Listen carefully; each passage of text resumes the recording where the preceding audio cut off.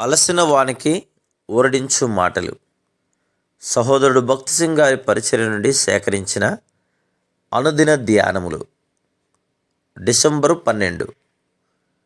మరల యేసు, నేను లోకమునకు వెలుగును.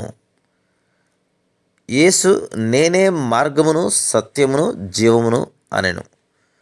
యోహాను సువార్త 8:12, 14:6.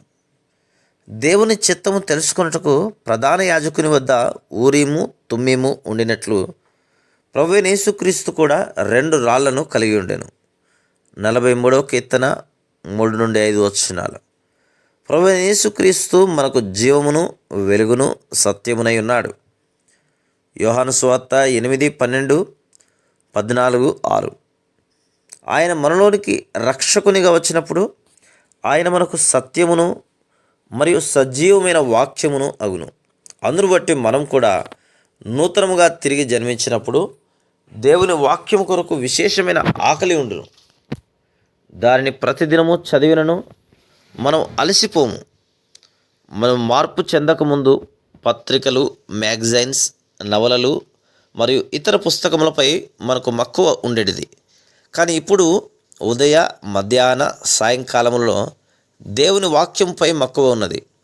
ఒకవేళ ప్రభువు మనలో లేని ఎడల దేవుని వాక్యమును బట్టి ఆనందించలేము. యేసు ప్రభువును అనుభవించిన పిమ్మట పరిశుద్ధతను ఎల్లప్పుడూ కోరుకునేదాం.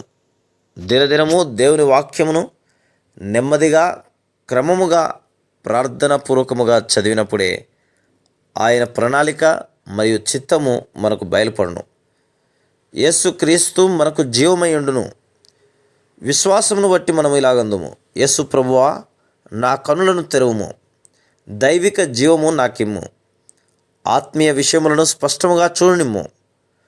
దేవుని సహాయం వలన ప్రతి చిన్న విషయమునందు ఆయన చిత్తమును తెలుసుకొనగలము.